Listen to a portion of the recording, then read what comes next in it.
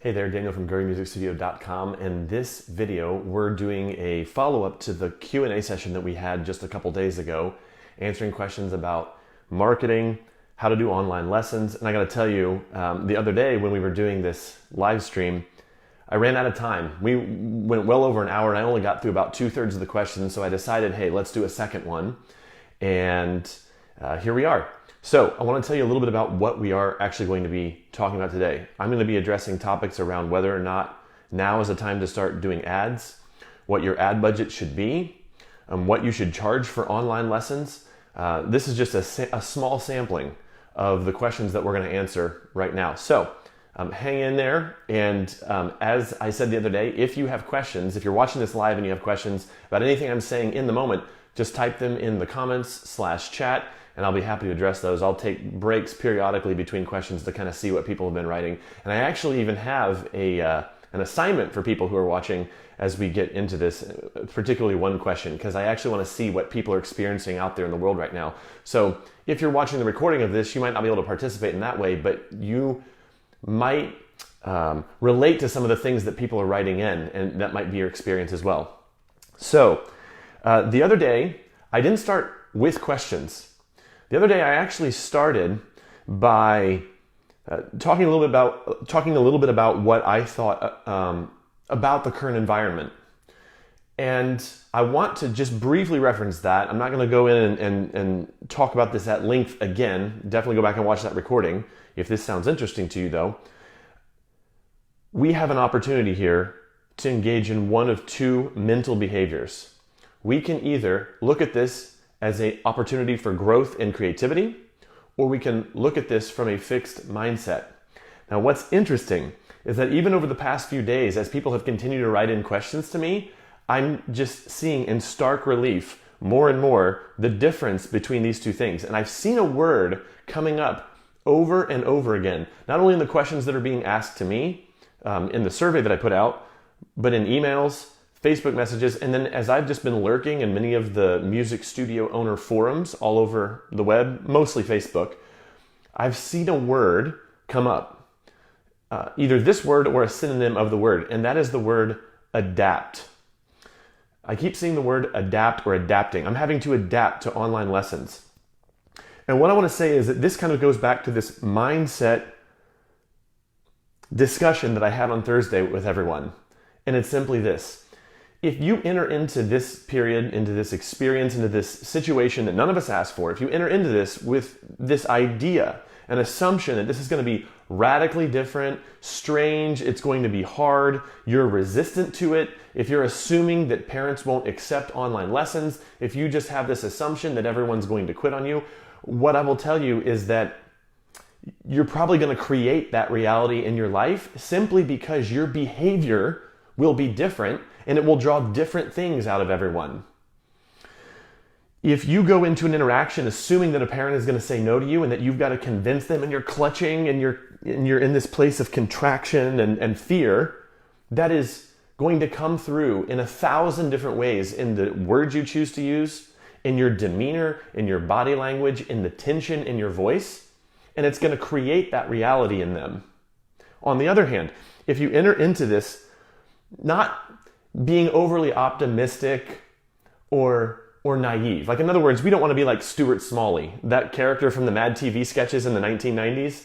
I'm good enough, I'm strong enough, and gosh darn it, people like me. I'm not talking about being naive. But I'm saying if we just simply go into this situation with the attitude that we don't know what the outcome of this is going to be, we don't know if people in our studio will be accepting or unaccepting of this format change, and if we're open and excited to actually try something new, and you assume that there's no reason families shouldn't go along with this, you're probably going to create that reality in your life as well.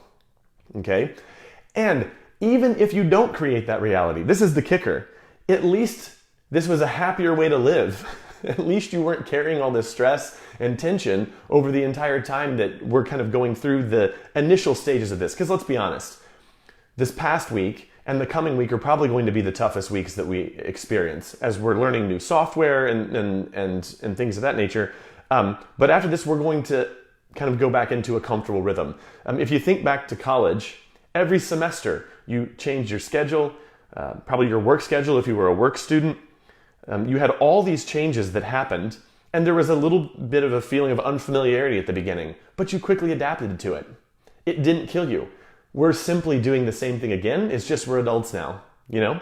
So I'm going to suggest that if having to learn one new piece of software and talk to someone or teach someone essentially over the phone is stressing you out, it isn't the format or the software that's stressing you out. It's your own thinking, it's your own mindset. And there simply needs to be a change to this openness, to this curiosity mindset, not this fixed, contracted, constricted, fearful mindset. And I promise you, if you make this switch just internally, the entire experience of the next week and next month, next 3 months, however long this goes on, is going to be much, much different than if you had this kind of fearful, contracted mindset. Now I want to tell you a story about the very first time I did online lessons. And I think this can be a help to people. Because the very first time I did an online lesson, it was involuntary. I wasn't planning on doing it. And it ended up being a really good situation. So let me just take 2 minutes here to say this. So I had an adult student years ago, probably probably 9 to 10 years ago. Man, I'm getting older. 9 to 10 years ago, had a student. She was a nurse. She worked the night shift, and she would come to my house to take her lesson once a week.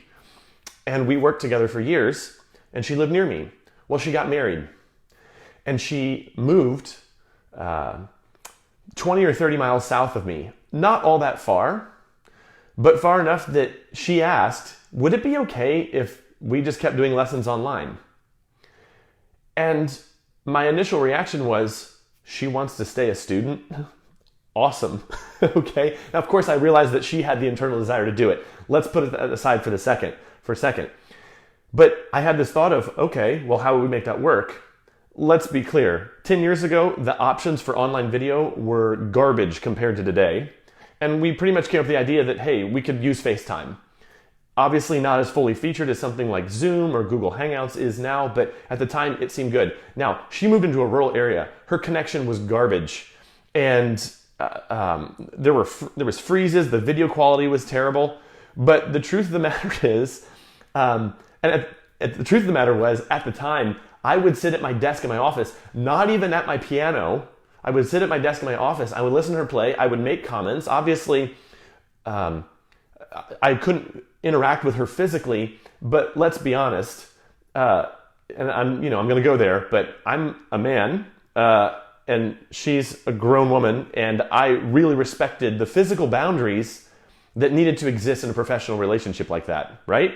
So I wasn't intending to physically interact with her or kind of enter into her personal space anyway. So for me, for the student to go from 3 feet from me to 40 miles from me wasn't honestly all that big a deal, but I could have made it a big deal, and that's the point. I could have had all these mental reasons as to why this wasn't going to work, but I just said, hey, let's see if this will work.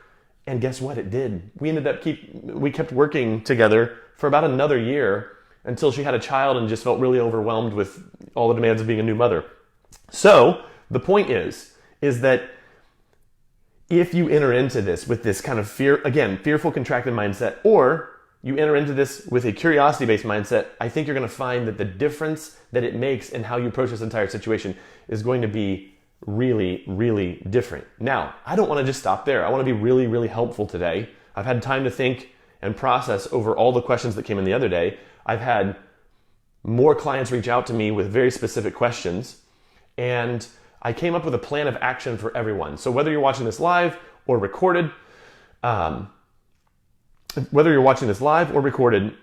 this is literally the way that I approach any problem in the business, not just the current one that we're following, but any problem that I experience in business. I pretty much take this approach. So here's my secret. I'm just giving it away, okay? Although I think you're going to be pretty underwhelmed, because really the trick to moving forward is just putting one step in front of the other and finding simple ways to solve problems. But let's do a little bit of work here. And this is where I'm going to ask for some audience participation. So we've had time, a week now, to actually hear and collect reasons and excuses that studio families are giving to us as to why they don't want to do lessons. And I am hoping and maybe assuming that folks who are watching right now have actually experienced some of these reasons or excuses. So what I'd like you to do is just in the comments or chat right now, and actually even if you're watching this recorded later, put one down if someone didn't write it. I would really love that because I'll come back and I'll comment on it later. But what I'd like you to do is actually start writing in the comments right now the reasons and excuses that people are giving you for why they don't want to continue with lessons. Because I will actually troubleshoot some of these live right now. While you're typing that, I'm going to tell you my 3-step attack plan to solve any problem that comes up. It's very simple, and I'm going to give you a couple examples. And I did think about this beforehand, so I cheated a little bit. I'm not doing this live. I thought about this a little bit beforehand. So, step 1, ask yourself honestly, what is the problem here? Get really clear on the problem you're trying to solve. And I'm going to give a couple example problems here in a minute, just so this isn't so abstract. We're actually going to do this practically. So ask yourself honestly, what is the problem you're trying to solve? Most of the time, even in work that I'm doing with clients, they come to me with a frustration or a fear or an emotion, but not a factual problem. And I have to even tease out what the real problem is. So get really clear on the problem you're trying to solve. Okay. Second, what is the KPI, critical number, that you need to hit to solve this problem? Let's turn this into a scientific math problem. And again, I'm going to give an example or a couple examples of this in just a second. And then the third step is what 3 to 5 things can you do to hit that number? Okay? So, here's one example of a problem. I don't know if people out in the world even want online lessons. Will new people join an online studio, or would they start a lesson program in an environment like this? So let's use that as an example of a problem. What's the second step? Well, what's the number you need to hit? This is where, if you have a fixed mindset, you might get no farther than fearing the question. If you're open, you can actually begin to think, okay, how would I figure that out? Well, I can give you one immediately. And it's a pretty cheap way of figuring out if people are still interested in lessons. Now, I will be honest, I will be candid up front, that if you're already doing ads, this is going to be a really easy exercise.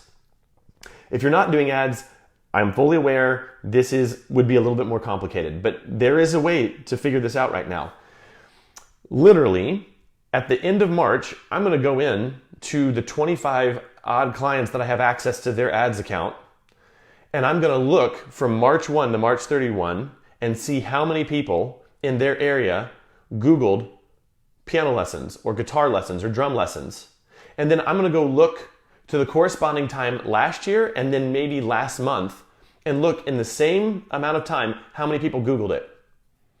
And we will see if the demand is the same or not the same. And what I will tell you is I've actually looked at the last 2 weeks of data and even 1 week of data and compared it, and I'm not really seeing a difference. So if you have told yourself that people probably aren't looking for lessons still, I hate to break this to you, but you were 100% dead wrong, and that was your fear talking. Because demand actually hasn't changed at this point. I have data from Google to prove it. So that is the number. Now, the cool thing is that I didn't have to do anything to find that out. It was just out there for the taking. But let's look at another problem. I don't know if my own students want online lessons. So there could be some fear around this, or there could just be open curiosity. Whatever the case, again, let's go to step 2 of the attack plan. What number would I have to hit to know that? Well, I'm going to give you one suggestion for a number. If you have not emailed 90% of the people in your studio, so 90% of the people in your studio, to get their feedback or input, run a survey to them, asked thoughtful questions, or better yet, contacted 90% of the people in your studio and had a personal phone call with them, I would say that's probably a critical number that you should be trying to hit right now. So step 3, what would your 3 to 5 actions be? Well, if you're going to email, I would email people, ask them to fill out a small survey.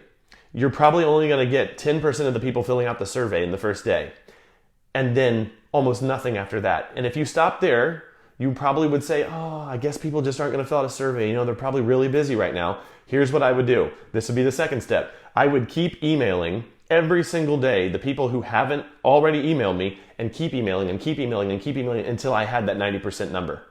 And I wouldn't worry necessarily about whether people will be annoyed. And the reason why I wouldn't is because I've been doing this for 10 years, and people know that if they don't answer me, that I'm just going to keep emailing them. And so now, what's funny, because they know that's true of me, when I send out a survey, let me go back a little bit. When clients of mine send out their first survey, they get terrible response rates at the very beginning. When I send out a survey, because I have a track record of 10 years of my studio families knowing that I don't take no for an answer, my response rate on the first day is like 5 times what the average studio gets when they try a survey for the first time. And it's simply because my families know I'm a bulldog, and they know that I care about them, and they know that I'm really interested in their feedback, and they take what I'm doing seriously. They respect the fact that, oh, Daniel doesn't email me that often. When he does, he really means it. He actually cares to know what I'm thinking. And I don't know if that's what they're actually thinking in their own head, but that's a much better assumption than assuming that they're annoyed at me. And I haven't ever had anyone quit over the fact that I've emailed them a bunch of times. In fact, most of the time, they're a little bit sheepish the next time I see them at lessons, because they're like, oh, sorry I didn't fill that survey out. I'm going to go home and do it today. And they're like apologizing to me, not the other way around, not me apologizing to them. So run a survey. That would be a really good way to do this. Okay, now I'm going to take a second and get a little bit closer to the camera here. Apologize that you have to see my face. And see what people are saying in terms of objections. Okay. We are looking for ways to cut expenses. What is your policy if we were to take a month or 2 off from lessons? Okay, so again, if we apply the fixed mindset, we take that as this immutable fact, and we don't engage with the excuse, reason, whatever we want to call it. So I would follow up with that family and I would say, hey, could you tell me why you're looking to cut expenses right now? I'm not saying that, let's leave alone the fact that, there's maybe a policy thing going on here, but just with a curiosity-based mindset, say, hey, could you tell me why you're looking to cut expenses? Or better yet, pick up the phone, call them, and say, hey, send them an email. Hey, can we have a talk about, taking a month or 2 off lessons? Prepare your thoughts about what that's going to be. But the real intention of the call is to ask them why they're looking to cut expenses right now. Understand the fear of the client, because it's probably a fear-based decision. They probably are experiencing a fixed mindset right now as well. Most of the world probably is, which gets into why it's so powerful now not to have that, and how this could be a gigantic advantage at this point in time. Okay, so let's leave that alone. Just figure out why they want to. Whatever the reasons are there, that is coming straight from the mouth of your client, and that is a perfectly good piece of copy if you have the mindset to realize that. That if you take that and say, hey, this reason, it's probably a reason for other people as well. How can I address that? And that's where your creativity can come into play. Okay, no excuses. Everyone is continuing. Hey there, Sarah. That's cool. She lives in my city, which I'd forgotten as of yesterday, and then I talked to her last night in Facebook messages. Let's see. No excuses yet. Perfect. Look at that. One adult student is overwhelmed with taking care of her large family. My team so far have all switched to online. Okay, so just one student. That's cool. Maybe follow up with that person. We have a lot of screen time already. Okay, that's an easy one. But again, I would talk to that parent, maybe ask them a couple more why questions. Okay, so what kind of screen time? Why are you looking to cut it back at this point? What types of screen time do you think are acceptable or not? When you learn these things, you can actually address them with other people, or know what people are going to say to you before you even talk to them, so that you already have a valid reason yourself as to why now would be a great time to continue. Let's see, reasons for not continuing. My husband is losing work. Okay, that one, not even going to touch that. That one I completely understand. Even in quote unquote normal times, we will get that. We will get that particular reason why someone's discontinuing. And I think the point there is just to be empathetic and listen to them, hear them, see if there's something that just talking to them where you could just be a benefit and an encouragement to them and what's obviously a tough time. No ulterior motive, just learning the thoughts and emotions that are running through their head. and then being helpful if you can. I teach school, so I'm really busy, and all my students spend too much time on devices anyway. Are you offering a discount since these aren't ideal lessons? Interesting. I'm actually going to address that ideal lesson thing in just a minute, because I think that is ridiculous that people are thinking that, and I think there's a way that we can counteract that, this perception that somehow going online is going to somehow be inferior to having a lesson in person. It's absolutely ridiculous. I'm going to tell you an easy way to defeat that one in a couple minutes. That was actually already in my notes. Let's see. Maria has a studio. Maria, I think Maria's studio is like 120 students or something. No one has objected out of 120 people. So if you're just making this assumption again that 1 out of 10, 1 out of 5 are going to object. Here's someone with a studio. Wait, is it 120? I don't know. I know it's a lot. It might only be 100. A lot of students in the studio, and not one person has objected. That's great. Let's see. Okay. All right. That's the extent of the objections I'm seeing. So, like I said, one of the very first things that you can do is, sorry, I lost my place in my notes. One of the very first things you can do is just, run that survey, get that critical number of getting mass acceptance of your survey and all those responses, and then just start wading through that, having conversations, emailing. Okay. So that's the thought. Now, I want to jump in to questions here, and this is going to be a little bit more all over the place, but I think we are going to keep kind of touching on some of these topics at the beginning, and I think the way that we've addressed this at the beginning will really frame the questions that have been asked here, because a lot of the questions that are coming in are these very fearful, fixed mindset based framing of the question.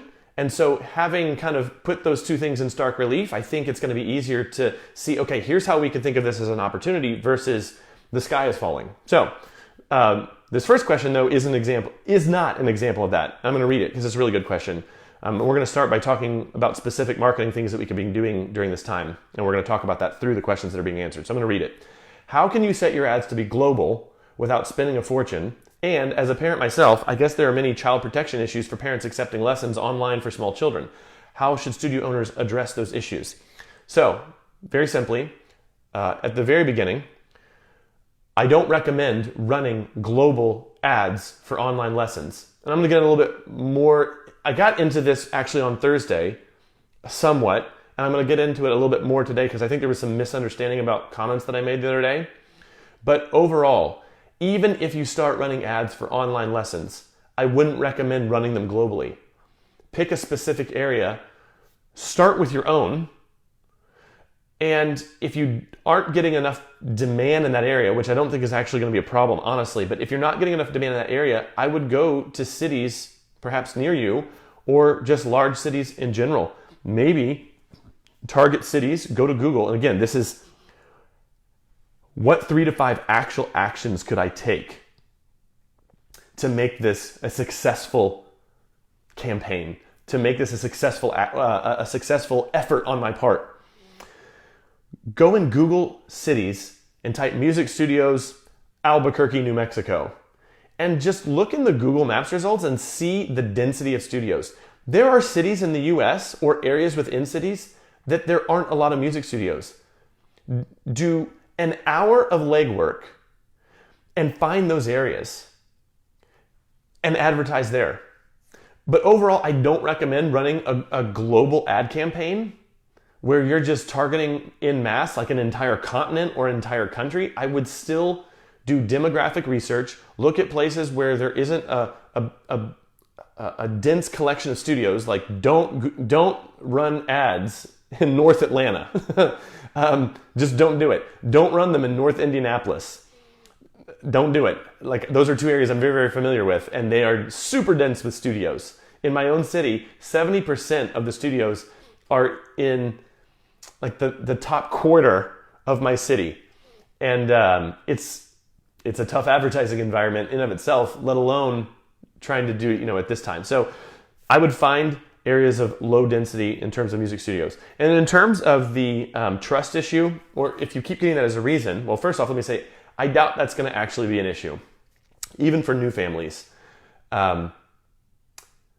If you have a website and an obvious track record of having lessons and parents are looking for it, my hunch is that this isn't even going to enter the minds of parents, so I wouldn't worry about that as a potential block or stumbling point for you. But if you do keep getting over and over again this kind of suspicion, I would just ask parents why. And it goes back to what I said at the very beginning. Simply find their reasons and say, hey, what would make you feel more comfortable about this arrangement? Or ask people who actually are signing up, because I do have clients right now who are signing up, brand new students, even in the past week, and just ask them, probably interpersonally, either over video or by phone, hey, did you have any reservations about signing up, for online lessons for your child? Oh, I did. What were those? And then you can address those in your marketing. Easy. So I doubt it's actually going to be an issue, or an issue that's a common issue, but if it is, that's how I would address it. Next question. This one's huge. This is huge. Many new parents come to the first lesson asking for recommendations on what piano or keyboard they should purchase. How should we teach a trial or introductory lesson with so many studios transitioning to online lessons during this time? And this is the huge part, what if they don't have a piano at home? I don't know what to do beyond putting them on a waiting list. Okay, so this is a case where you could say, wow, unsolvable problem. Or, I got an email the other day from the largest music dealer in town, and they're having a flash sale on digital pianos. And within the email, they also mentioned that they're renting pianos right now for very, very low rates per month. Again, if you take the fixed mindset of, I'm automatically eliminating a lot of people simply because they don't have a piano at home, and I can't bring them into my studio to do the lesson here at the beginning. Okay. Or you could write an ad on Facebook that says, start lessons while you're stuck inside. You don't even need a piano. Click here for more details. And then on that page, explain how you will get them a piano. This music dealer said, we will deliver a piano to you at this time. So call up, I keep saying a music dealer. Hey kid, want some music? But what I'm actually saying is like an instrument, an instrument dealer. And they're like official with Roland and some other, official instrument providers. Anyway, my point is that call up some of these local shops. They have needs right now too. Their foot traffic has died. They would love for a music teacher to say, hey, I'm an enterprising music teacher. I probably wouldn't recommend introducing yourself that way, but if you want to, more power to you. See how that works out. It'll probably be fine. But hey, I'm not taking no for an answer during this time. Could we team up? Would you do music instrument rentals right now? Would you deliver? I promise you, they're looking for people right now. You would solve a problem for them. You'd solve a problem for the customer, and you'd solve a problem for yourself simply by kind of taking this open mindset. And I called them up, and they are actually making deliveries right now. I actually know Greg, the owner, really, really well. So anyway, again, this is an opportunity. Or it's an unsolvable problem, and with a little bit of creativity applied to it, and just asking questions instead of telling yourself the truth that you don't know if it's the truth or not, you could come up with a really fantastic idea like that and actually induce people to start because, oh wow, I get a piano out of this deal? I'm not saying you're giving it away to them, but you're going to attract their curiosity with that, and then you're going to kind of explain things as they get deeper into relationship with you. So, like I said, the only thing right now that can limit us is our imagination. So I recommend don't shut that off right now. All right, next question. Someone asked specifically about something that I said either in the past Q&A 2 days ago or something I've said recently in emails that I sent out. But she said, hey, I'm confused. If your marketing system is so simple and you only spend 30 minutes per month on the marketing, why is your training on marketing so big? I'm probably missing something here, just curious. And I thought I would address this because perhaps other people have this question as well, and I want to clarify a little bit. Yes, when marketing my studio, the time I spend per month is 30 minutes or less. However, I'm not necessarily including in that trial lessons. I'm really only including the amount of time that I spend like emailing people back and forth and actually monitoring my ads. So I'm not including trial lessons in there. So if you include trial lessons, or if you don't do trial lessons, a phone consultation, that, would pad that time up. But to me, that's just teaching. But the other part is that I spent an enormous amount of time setting up the system so that it could be so simple.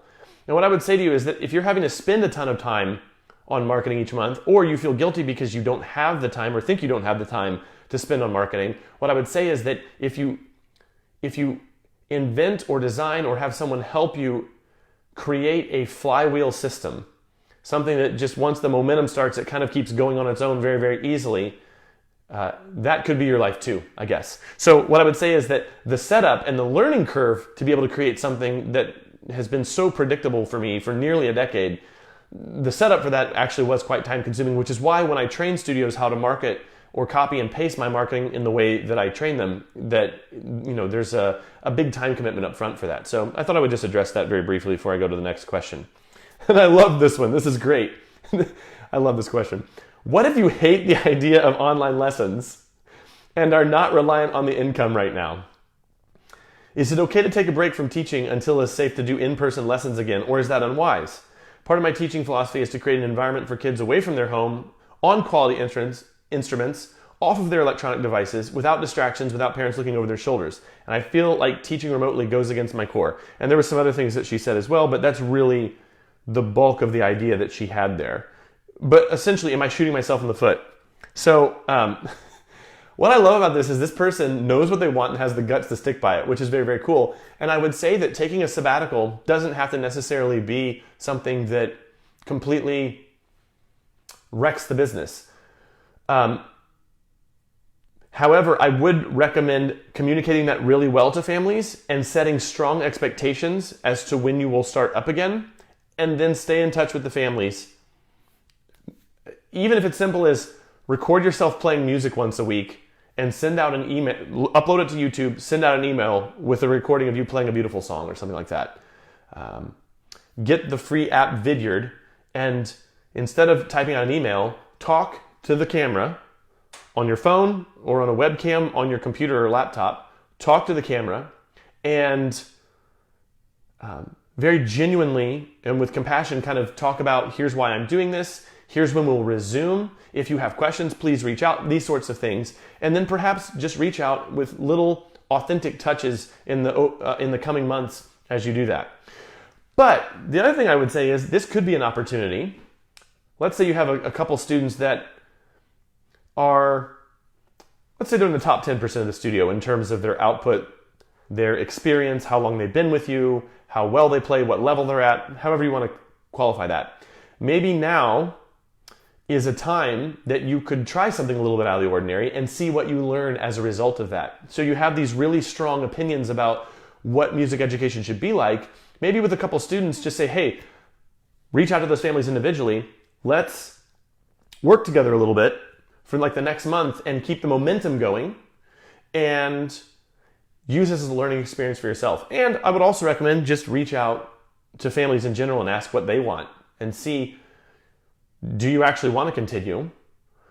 And that might give you a lot of feedback and data as to whether those people are going to quit in the intervening time or not. So it's not out of the question that some people might be wanting to take a break right now.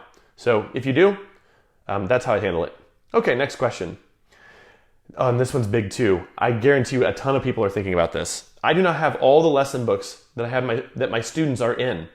Do I ask parents to take a photo of their page to email me prior to their lesson? I would like to see their music as I teach on video. How are others doing this? Thank you. Not sure how others are doing this. You might write in the chat how you're overcoming this problem if you actually have this problem, because I'm not others. I'm only one person. And I'm not trying to be sarcastic or snarky there. I'm just saying like this would be a great place for the community to write some things. That's part one. Part two, this might be a good time to for your main method book series to have desk copies, to go and get desk copies. With Faber Piano Adventures, you could buy desk copies of their main 3 books for each level. And if you have a Faber teacher account, you can get a 40% discount on all those books. It wouldn't be that big of an investment to get those desk copies right now. But even past that, what I would say is that I've been teaching for a long, long time. And because I have only used Faber basically since the beginning, I used Hal Leonard for a little while, but I'm to the point now where I basically have all those songs memorized down to every staccato mark. And maybe now would be a good time to kind of rely on that memory. But if you really do want it, and none of these other options are available, I don't know what the legal ramifications are, but it might not even, and again, people can supply this in the chat or comments, either now or after, but I don't know if it's even legal to do that. My hunch is it's probably not. So we might be in a situation where getting desk copies is the only option that's there. So, word of the wise. Okay, next question. Again, another really great question here that I think will be helpful. How do I go about setting a monthly price for online lessons? Is there data about what range people would be most likely to sign up for something like this? And then another question that was related, how can we justify charging the same in-person rates when teaching remotely? I referenced this at the beginning of this, and I am really, I've got some thoughts here. How can we justify charging the same in-person rates when teaching remotely? Some of my students see the value of lessons being worth more when I'm in person. And then this is also related to what someone said at the beginning, where someone actually suggested to them that it should be lower. Someone in their studio actually suggested that. So again, I'm going to go back. I don't want to beat the dead horse, so I'm only going to briefly say this. But I'm going to go back to what I said at the beginning. If this is the assumption, you're going to find confirming evidence in the world and in your environment that yes, this is worth less. If you approach this with curiosity and it's not a fixed mindset, you're not going to find that. And you can actually ask the question and get an honest answer for yourself. And so here's the analogy I'd like to give you about this. If it took me 1 year to get a child through their first book of lessons, their first book of music, their first method book, or it took me 1 day, let's say I had some sort of wild, way of teaching where I could keep kids engaged and I had them for literally 8 hours in 1 day and could get them through that entire book in 1 day, what is the value to the parent? If it's 1 day and I could do that, and it would take me 8 hours, or it took me 1 year and it took me in a weekly lesson, not counting a 2-week break for Christmas, 50 hours, which parent is going to pay more for the child to get that knowledge?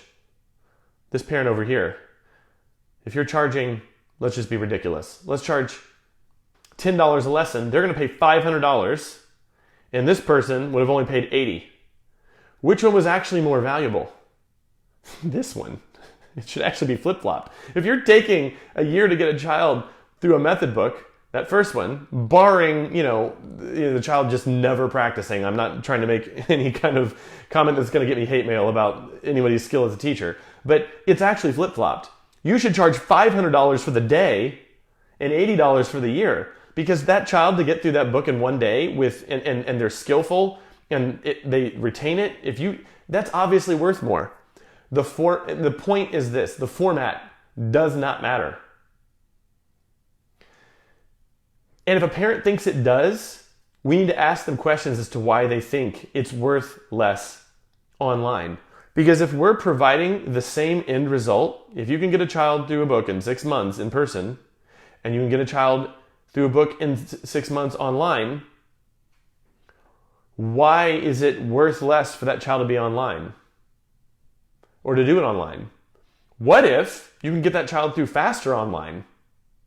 And this is sort of the mentality that I took when I was doing group lessons.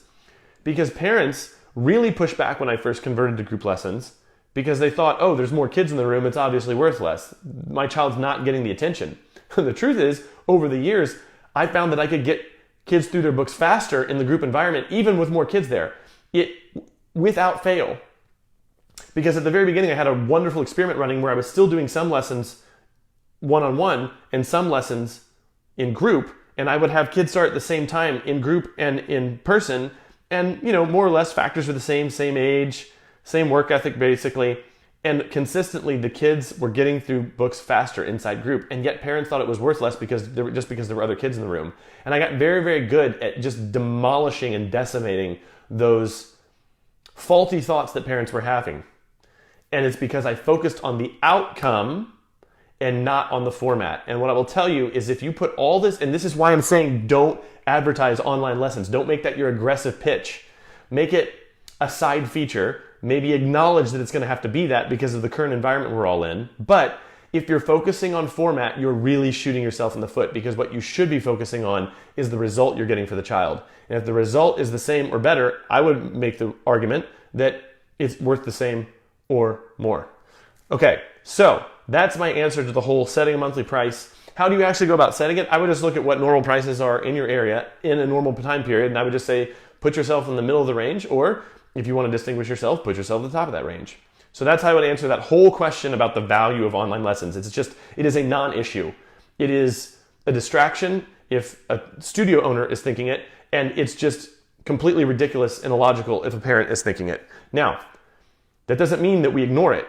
We have to engage with the parent and find out why they think that so that we can actually have reasons to defeat the faulty thinking. And again, that goes back to what marketing is. It's really just showing the value of what you do in a way that they can understand. If you don't know why they're thinking what they're thinking, you can't tell them from their perspective why it is. You don't understand them, so you can't talk to them. So just be aware of that. We can't ignore bad thinking from parents. We can't ignore criticisms or those comments, but we do have to engage with them, but we don't have to believe them. And it's really important that we understand it so that we can address it from the parent's perspective. All right, I'm gonna take a break from the questions and look in the chat here. A ton of stuff has been coming in and I've just been ignoring it all because I'm focused on some things. Let's see, okay. What if I end up loving online teaching so much that I don't want to go back to teaching in person? I don't even know if I need to read the rest of that comment. Good for you.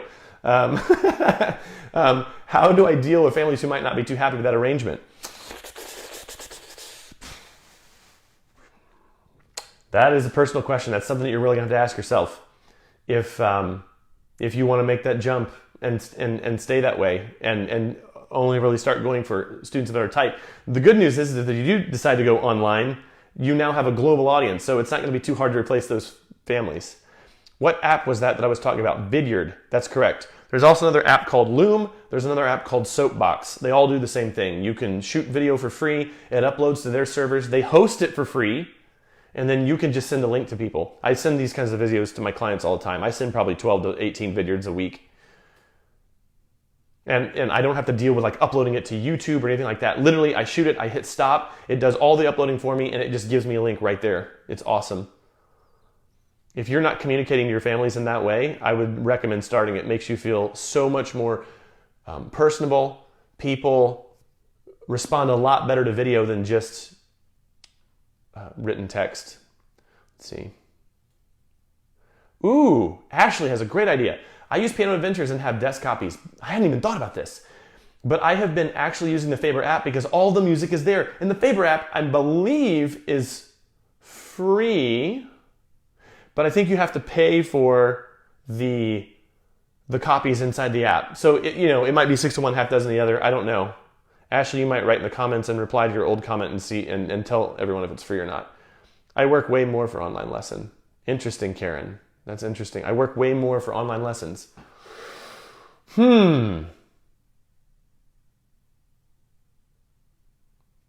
I'd be curious if this is the thought or what's going on with people right now. And I would love for people to just write at the bottom, do you feel like you're working more? Now, here's the problem. And I'm not gaslighting anybody here, but it could feel right now that you're working more because all of this setup has had to happen. And I'm going to go back to that story I told at the very beginning. When I converted that one student to online, that very first student 10 years ago that I did online, it was more work initially because I was having to email her, we were working out technical issues, but my experience of teaching her over the long term was I would show up at my desk, I would dial up her number, we would have a small chit chat at the beginning, I would listen to her, I would evaluate the music she's playing, and then that was that. I really didn't have a lot of extra prep work before or after. Because even in the midst of the lesson, I told her to write down the assignments. Oh, hey, you should write this down. Since I couldn't physically be there to write the notes, she would stop and actually write down, like, you need to really focus on these measures, circle that. Like, I was like giving her direction. So my experience wasn't that it was more work, but this is where I would actually humbly say to you all, write in the comments what you're finding to be more challenging or more work, because I actually want to learn what that is. Because I'm just not seeing it. Karen Sue said, how do you get desk copies? What is the best resource? And I would, if you teach out of Faber, I would just go to Faber and do that. If you teach out of a different method, just go to their website right now and see if they're still shipping. Amazon has some shipping restrictions right now, so that isn't, it might be a little bit challenging, but I would just go to the publisher.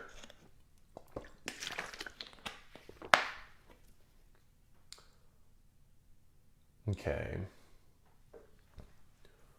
Other things. Appreciate you all sticking with me as I glare at my phone screen. Okay. Ooh, yes. Yes. Barbara wrote, and I actually meant to mention this and I totally forgot to. Regarding having the student's music, you could always get some studio licensed music and send copy to the student. May not be their method book, but it could be a good time to give the student something different to keep up their interest. 100% yes. That was an idea that I had. The other thing that I was thinking, which was related, but not what Barbara said, was for a trial lesson. Someone mentioned in a question, it could be one that I was going to address later, but let's say someone who wants a trial lesson or is considering starting wants to take lessons from you. They have a piano, but they don't have the music. Seriously, everyone could get Finale Notepad or Sibelius, or maybe you already have a music transcription service or a music transcription software, and literally write out 4 songs. The tone clusters. It could be, the first 4 tone cluster songs from Faber. I know the music's copyrighted, but really, can you copyright hitting 2 black keys for 4 octaves up? Really? You know what I mean? Like, and if, to be creative, do 1, done. No copyright violation. Like, just write it out, email a PDF to the families, problem solved. Beautiful stuff. And there is a ton of free music online. And it goes back to something my piano ped professor said nearly 20 years ago now. It's not the method, it's the teacher. So even if it might not be the method book you start with, you could literally use any piece of music out there to start the lessons with, provided it's at level for the child. But again, creative mindset, how can we overcome this problem and not just look at, oh, I can't do it the normal way that I do it. I guess we're done. I guess we should close the studio down. That's just not I'm not going to say it anymore. You guys know what I'm thinking. Let's see. Any recommendations for teaching visual learners online? I've become so used to pointing to the page or circling something or just demonstrating on the piano. I'm relying a lot more on my spoken voice now. I'm having a lot of trouble teaching my primer students who are still learning the notes. And this is interesting because this is what I had to do, what I had to learn when I was first learning to do group teaching. That I had to change the way that I thought, the way that I talked, and to make my students more independent, I actually refrained completely and have from demonstrating, by and large, for the first year. I am mostly using my voice to give them directions so that they have to really pay attention to the instructions that I'm giving them and process that. Because if I make them do that extra mental work, it actually sticks more. Now, that isn't to say, and I have observation videos in my group lessons training program, and you'll see that I actually do show kids what it sounds like. Okay, cool. If you're next to your piano, you can show the kids what they sound like, but you can't show on their piano. Literally, if you have like a little Gorilla Pod, and I think mine's upstairs, it's like a $20 thing from Amazon. You could literally just pick it up and with one hand show and just hold it right over your hand and do it. You don't even need a second camera. A lot of people have some anxiety over, oh, do I need a second camera so they can see my face and my hands? If you're that concerned about seeing the hands, don't even show your face. Maybe like do that at the very beginning and then just reposition your tripod so it's showing your hands for the rest of the time. And then if you want to, you can kind of like lean down in there and say, hey, see you later, or something like that. But that's how I would deal with that problem. These are really good questions, guys. This is awesome. Yeah, Ashley, I love this attitude. Gosh, if they can get the same result from home, think about what they save on gas and time, and the time driving and the time waiting for their child to do their piano lesson. This should be selling itself. Oh my word, this is great. Okay, Ashley also said the app is free, but you have to pay $4.99 per book on Faber. So there we go. Okay. You pay $4.99 per level, and you get the lesson performance and technique. Even better, way cheaper. That's awesome. Look at this. The community is really helping each other right now. Okay, I'm near the end of the comments, I think, and then I'm going to get back into things. And again, I appreciate everyone hanging with because I want to address these comments, and there's a lot of good ideas here. And for those who are watching this later on the recording, like when we upload it to YouTube, it's going to be helpful for some of these ideas to come through, which is why I'm reading some of them. I know you all can read. Let's see. Maria says, I'm hooking parents in my emails by telling them we are creating virtual mini recitals to send to family members, especially seniors, nursing homes and hospitals. That's really compassionate. That's awesome. And I have a parent who has agreed to compile all the videos the kids send into short videos to send out. Hard to say no to that, 100%. Fantastic resource for sheet music.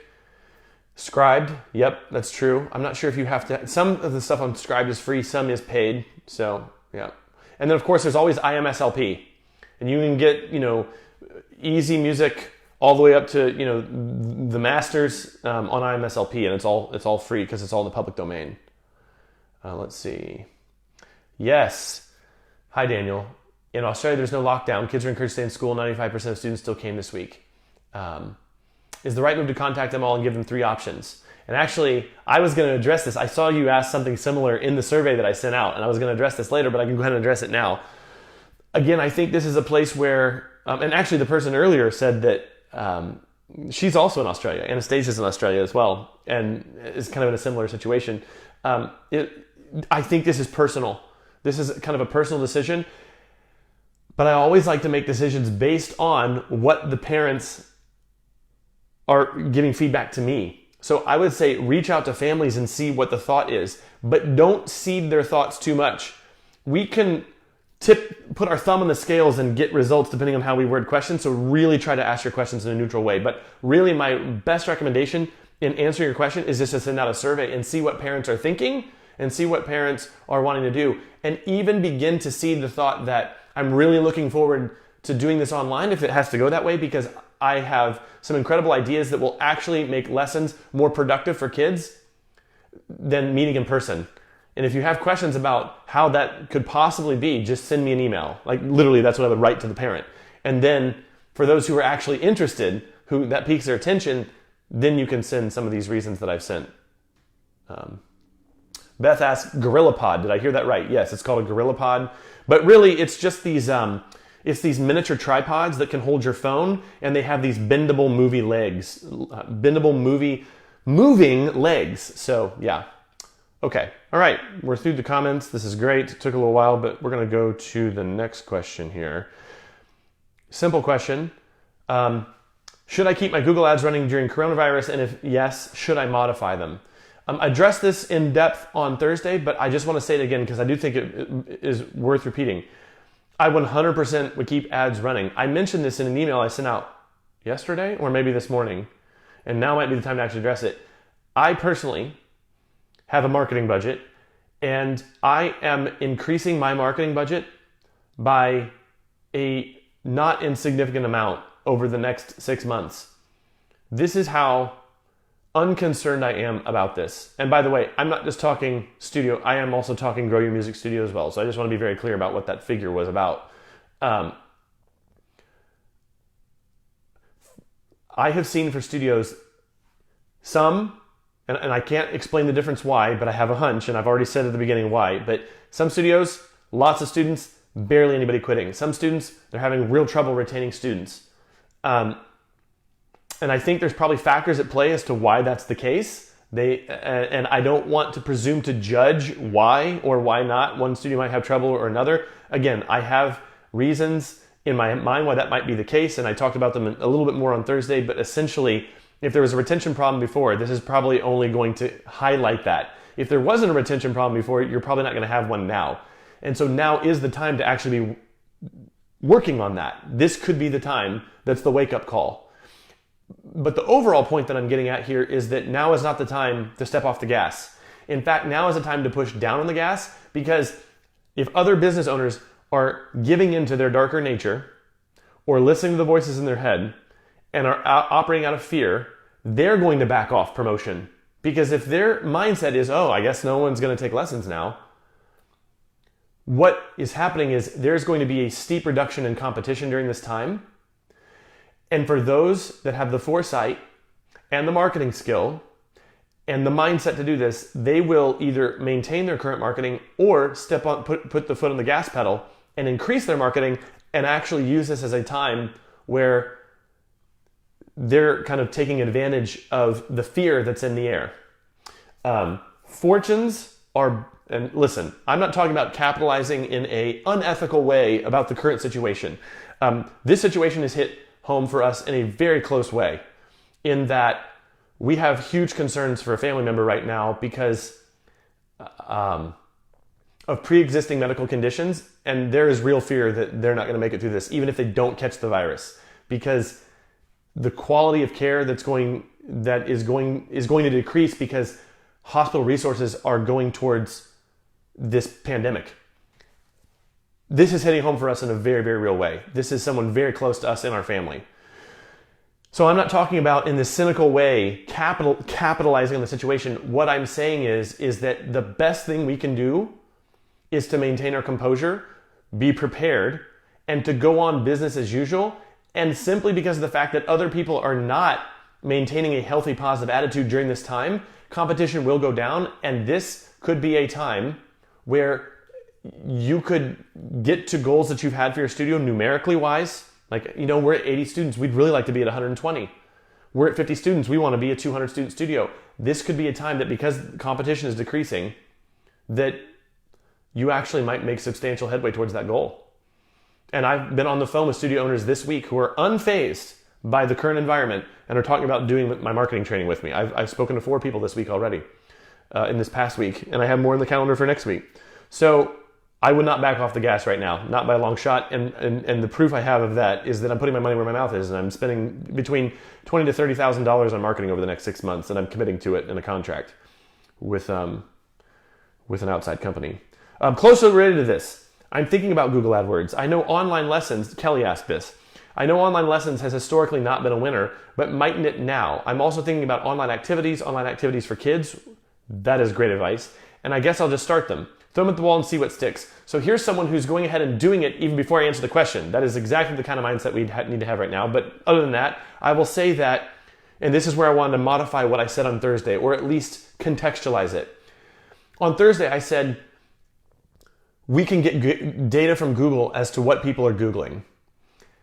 And I believe the number is 7 times the amount of people that are searching for online piano lessons compared to just the term piano lessons is 7 times lower. 40,000 people a month look for piano lessons. Only 6,600 people a month look for online piano lessons. And so I think some people took my comments on Thursday as that we shouldn't be advertising for that. What I'm saying is that you don't need to change the thing that's working, but you could add that additional keyword at this time. And maybe, an entire ad group around that. Or if you're on Facebook and you're doing Facebook advertising, which isn't keyword based, you reference that in the ad. But in terms of really putting the format up front and center, I was very clear earlier that I wouldn't focus on the format as the central point. What's going to move parents at this time is going to be emotion based, not, oh, we can do it online. There's an opportunity. Let's do it. That is not what's going to move parents to say yes to this. What will move parents is attaching your school and your brand to the emotions that are most important to them and the outcomes that are most important to them. And the way you find that out is through surveys. The way you find that out is through understanding the customer and understanding the environment right now. So that's my thought. Okay, next question. And we're getting near to the end here, folks, and I really appreciate everyone sticking around and asking questions. Any numerical recommendation for communication with overwhelmed parents? Telephone is not good because kids are needing attention. Noise level, parents are too stressed to think, takes too much time. Emails would be great, but they are not reading them probably much for the same reasons. Texting seems to be working the best, but it's a lot of copy and paste. And what I will say, and this could be kind of the bookend on what I started this with, is that there are no miracles. There is only the work. Person by person, This is going to be more work for a little bit of time, and I've referenced that up to this point, but there are no miracles. But what I will say is if it feels like an uphill battle or people aren't responding, yeah, that's going to feel discouraging, but what's actually happening there, what that would suggest to me is that the central message that's being sent out actually is the problem, not the environment. If parents aren't responding to something, it's the message, not the format the message came through. If you're not,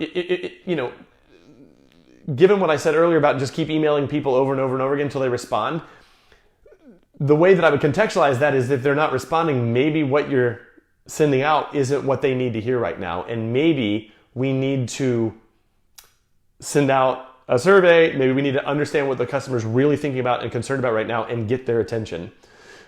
And what I would say is that it's that old adage of sharpen the axe before you try to, chop down the tree.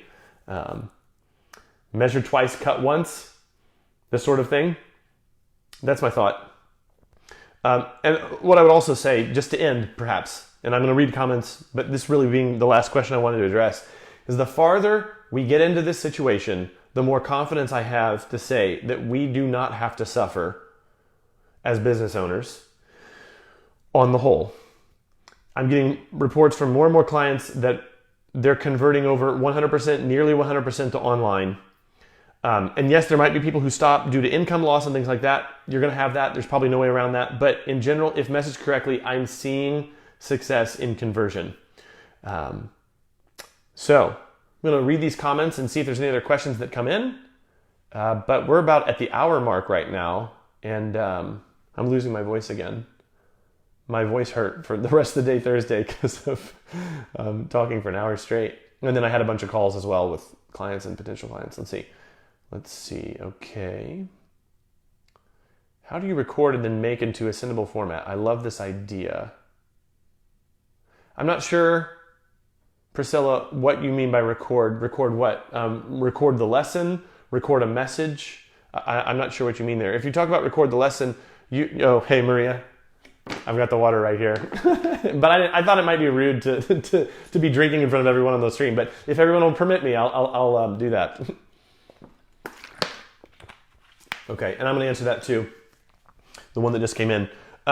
If you're talking about recording the lesson, most of the third-party apps have a record feature, like Zoom. However, you can't record if you're doing it on a phone, so you would need a laptop or a computer set up next to your piano. Or do what I did with Holly years ago, which is just, I sat at my computer desk. I didn't have a piano there at the time, which I eventually did do that. But anyway, bandwidth years ago was not as good as it is now, and sometimes there would even be problems on my end, and I would break up because I was on a phone as opposed to being hardlined into the Ethernet port. So anyway, blah, blah, blah. My point is that if you're talking about the lesson, third-party app, if you're talking about recording a message to families, once again, I'll say Soapbox, Loom, or Vidyard. If you want to record a video message, just set your phone up on a little tripod like I've got right here and hit record, and you can send it straight from your phone. They do all the uploading, all the technical work for you. You literally hit record, hit stop, and then you can grab a link and send it. It's awesome. Let's see.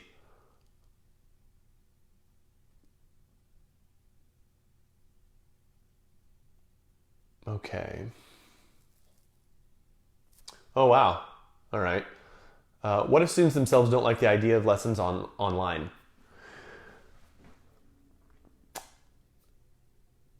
Just candidly, I'm failing to see how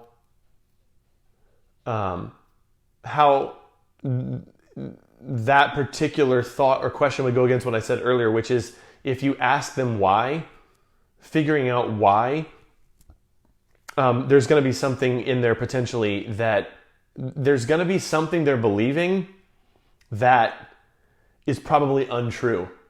And if we focus them on the result we're going to get, again, is it going to be 100%? No. When I switched over to group lessons, I did have people quit. There were format issues there. I would just say on the whole, learning what the misconceptions, the lies, the fears that people have, and then addressing them either in person or in advance simply because you're so aware of what the reasons are and you can kind of play chess and be 7 moves ahead of them. I'm just seeing that work for clients. I'm seeing how that's worked in my own studio over the years. So I'm not trying to dodge the question or not respect the fact that there might be people who do have serious objections. Yeah, maybe you can't be 100%. Maybe not. I wasn't even converting over my own group lesson studio at, a decade and a half ago nearly. But overall, if you take that approach, I think you're going to have a lot of ammunition against some of these excuses. So there we go. Okay, record their playing. Yeah, I think I kind of addressed that with the whole Zoom thing. Or if you're having parents record a child's performance so that you can post it to social, just have them record with their phone and then text you that, or better yet, just upload it to something like Google Drive. That can be done directly from the phone, or they can upload it to Apple iCloud, and then they can send you the iCloud link so you can download it in HD. So yeah. Actually, I still haven't been able to get, so this is a parent that is wanting to suspend lessons. So I love this. We can actually address this in live right now. Actually, I still haven't been able to sit down with either boy and go through the corrections. I'm not sure what you mean by corrections, but maybe that's immaterial. I want to suspend lessons as of now until things are back to normal. I just can't keep up with teaching 3 different grades and trying to keep me from going crazy. I'm sorry, I really appreciate your efforts to make this work.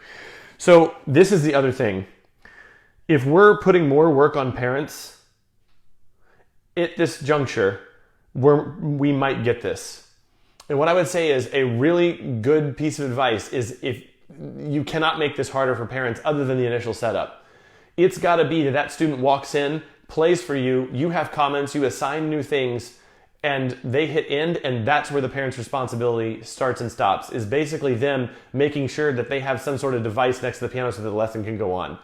If extra work is being put on the parent this time, you're putting yourself in danger of people being overwhelmed. If you're making demands on parents this time, they're going to get overwhelmed. You have got to make this as simple as possible for them.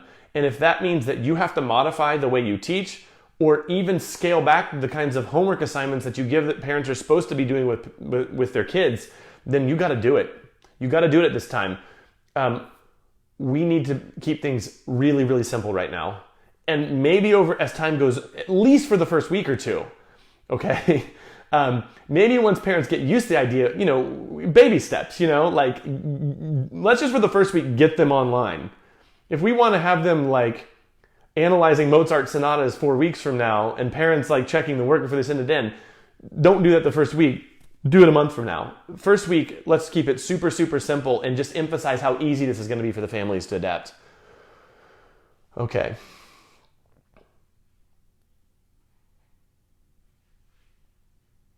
Okay. Some kids have a hard time with change. Okay. Again, I think if we emphasize the fact that this really isn't a change other than the fact that now the teacher's face is on the screen, if we message it that way, again, not gaslighting people, but really what is the difference here? And this is where I go back to that story to Holly earlier, that I had this mindset of okay, let's just see how this works. And overall, I found it to be almost exactly the same, except she just wasn't in the same room with me. Now, that was me. That wasn't the child. That wasn't Holly, right? So yeah, if the parent is saying that, the child is really resistant to change, again, questions. What's so different about this for them? They're not going to know what to say. And you might just be able to wear them down simply on asking great questions. And I've done that to families all the time. Because a lot of times they're just kicking up emotional stuff from internally. And I've just seen this over the years, so I don't feel bad saying it. They're responding with emotion, not logic or reason. And if you can bring logic or reason to the equation, a lot of times parents really back down. I cannot tell you the number of families I've saved because they were wanting to quit. They had an emotional reason for quitting. I listened to them and I asked great questions, and they talked themselves out of it. So just some thoughts there. All right. Hey, Eric. Good morning yourself. I know it's early over where you're at. What time is it now? Oh, it's 7:45 your time. Let's see. Okay. Last question here, unless someone else writes in. What's the best place to go to know how to produce quality live lessons via Facebook Live? So you want to go live on Facebook to do a lesson so that everyone can see it? So in other words, is this more like a general lesson, not necessarily teaching a song? So what I will tell you is that I'm on Facebook Live right now, and it's pretty simple. I'm doing it straight from my phone. But if you want a good resource, just type in how to do Facebook Live, Neil Patel. Neil Patel, Patel. This is a brilliant marketer. Anything that this guy says about Facebook Live, I would pay attention to. So if he has an article about how to do a Facebook Live, I would just read that. A lot of great tips there. I would also go to Google, type in Facebook Live Social Media Examiner. And this is a very reputable marketing company. They have a great track record of putting out really great advice and things of that nature. Or Facebook Live How To John Loomer. He's a kind of a Facebook guru. Or Amy Porterfield. Just a lot of free resources online that will tell you how to get online and do Facebook Lives really, really well. Cool. Still trying to figure out how to get the sound quality to be better on Zoom. I use iPads. Any help would be much appreciated. A lot of times that is a local issue. If there is a quality issue, it could be bandwidth, it could be the software that you're using, it could be the software they're using. The sound quality isn't going to be as good. I think it's one of those things we have to overlook. And then I would honestly just put in a request to Zoom support right now and really get specific on the issue you're having and see what advice they have for you. And who knows what might come back, honestly. Like it could be, hey, do you need a better microphone? If you're using an iPad, you might consider getting a Rhodes mic like this and clipping it on something near the piano. This is going to be way, way better than just recording through the air. So anyway, we're at about an hour and 13 minutes. Weird. It was an hour and 12 minutes the other day. So we're about the same amount of time. We've kind of gotten through all the questions here. I think the message that I'm putting out here right now is really, really clear. About 2 hours and 30 minutes of live stream, of Q&A that we've done over the past 3 days. I think the message I would say right now is the sky is not falling. This is serious, but there's no reason for panic. Those who maintain a growth mindset during this time are going to come out on the other side of this a stronger person, simply because they met the challenge with curiosity. That is the thought I would leave you with. The replays for this are actually going to be available right here on the Facebook page. Or if you're watching this on YouTube later when we upload it to there, you can find it around the same date in the video feed. So this will be available basically as soon as this is done. I'm going to hit finish. It'll turn this off and it'll ask me if I want to upload it. It'll be available probably within 10 minutes. So if you want to go back and watch something, we're also going to upload this to the blog and put timestamps on every single question so that you could fast forward to certain questions at a certain point. So anyway, thanks so much for coming, for spending your Saturday morning with me. And I'm going to be releasing a lot more material over the next month and a half, because again, putting my money where my mouth is, and I am helping studios with their marketing right now, both ones that are already clients and students of mine, and people who are reaching out and expressing interest in wanting to learn how to, market online, how to go digital, perhaps for the first time, or to improve their digital presence, and just to be a support system for people who kind of want that extra measure of support and strategic advice right now. So PM me with any questions you have. PM me if you have interest in anything I'm saying here. But otherwise, this stream was simply for the purpose of asking these questions. I'm not really pointing to anything. I don't have like some sort of training or product like, here's how you do lessons online. There's plenty of free resources out there, and even a few really good ones like Bradley Sowash's course that I think until March 31st is discounted right now. I could be wrong about that. Don't quote me. But a lot of good resources out there. And I'm not necessarily pointing to anything in particular. Joy Morin, Tim Topham, Wendy Stevens, Bradley Sowash, they've all released good stuff. Nicola Canton, and probably even more than I'm not even remembering right now. But anyway, thanks so much. Have a great weekend, and watch out next week, because I'm going to be continuing to release things that I think are important and helpful right now. Even have some videos that we're going to try to get out, answering some questions that I didn't answer today, that I answered some private clients. I'm going to release some of these videos too. So have a great weekend. Bye.